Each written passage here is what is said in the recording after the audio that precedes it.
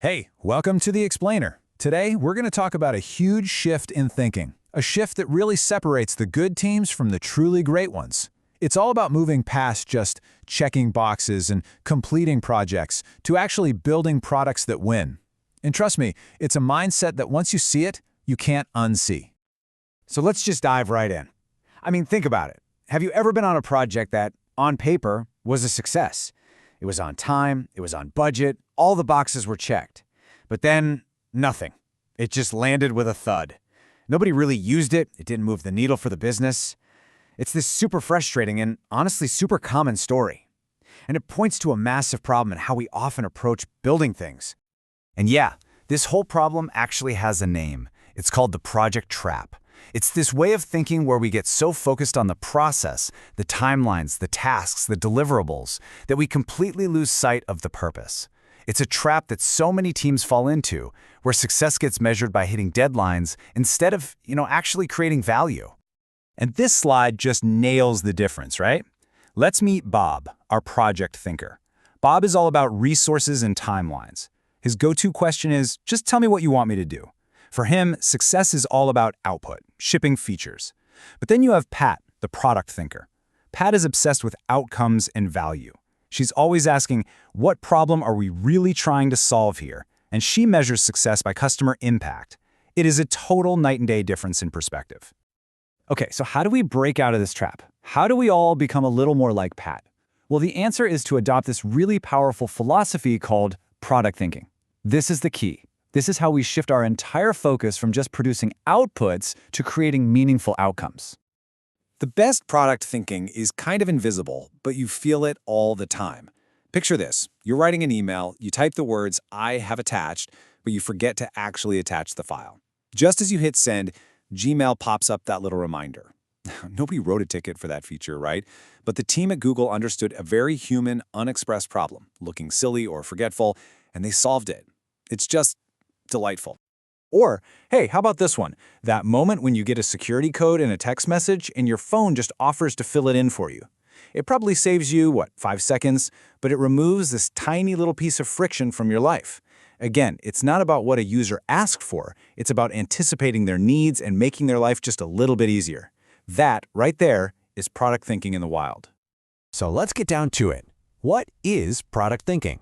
It's not some rigid process or a new framework you have to buy. It's a philosophy. It's about being obsessed with creating long-term value, both for the customer and for the business.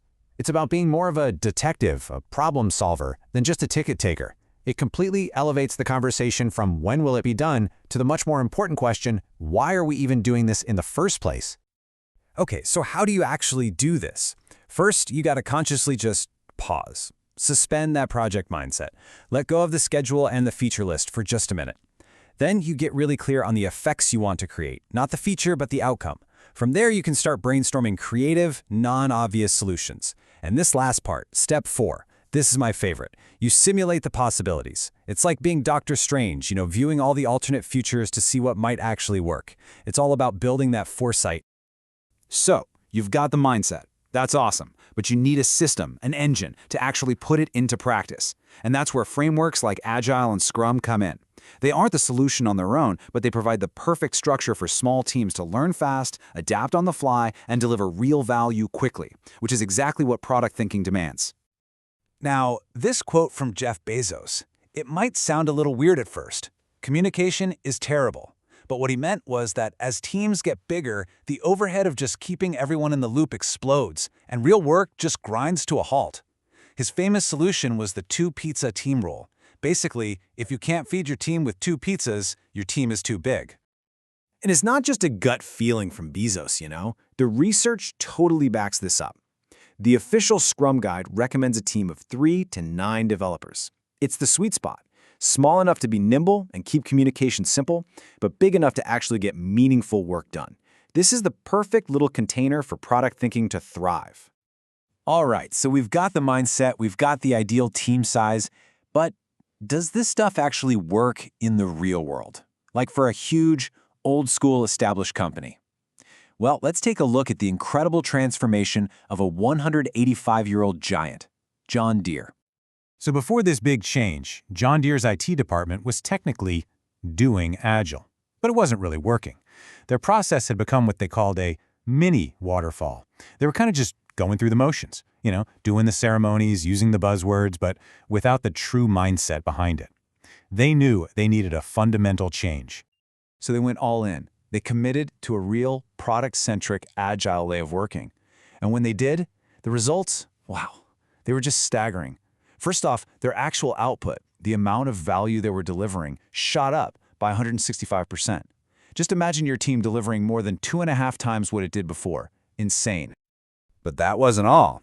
Next up, speed.